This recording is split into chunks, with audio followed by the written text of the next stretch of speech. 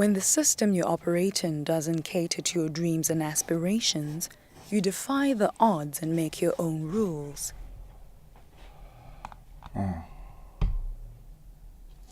As an African-American abstract artist in the 1980s, the only way that Danny Simmons was going to make it as an artist living in New York was to open his own galleries.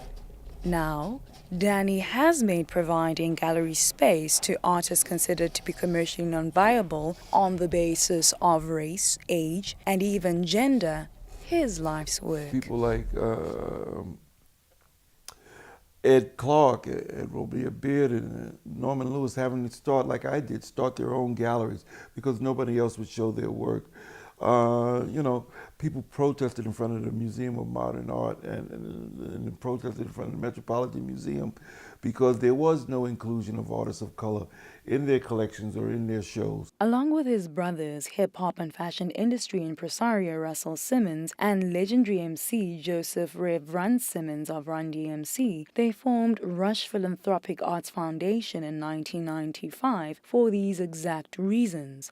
Access. Artists of an older generation didn't have quite as many opportunities as younger artists that have today. And one of the things that I find missing in younger artists is the need to provide and create things for themselves. Have you dug the spill of Sugar Hill? Access and breaking cultural taboos have been the priority for Danny, as he was also instrumental in the founding of the Def Poetry Jam, an HBO series which went on to win a Tony Award after running on Broadway. The Def Poetry Jam gained global cult status for catapulting slam and performance poetry for people of color to the mainstream. I never put myself on Def Poetry because that's sort of, you produce a show, you create a show, you don't showcase yourself. So I didn't really start pushing my poetry out till after Def Poetry was gone. And this poem is called Chiefs.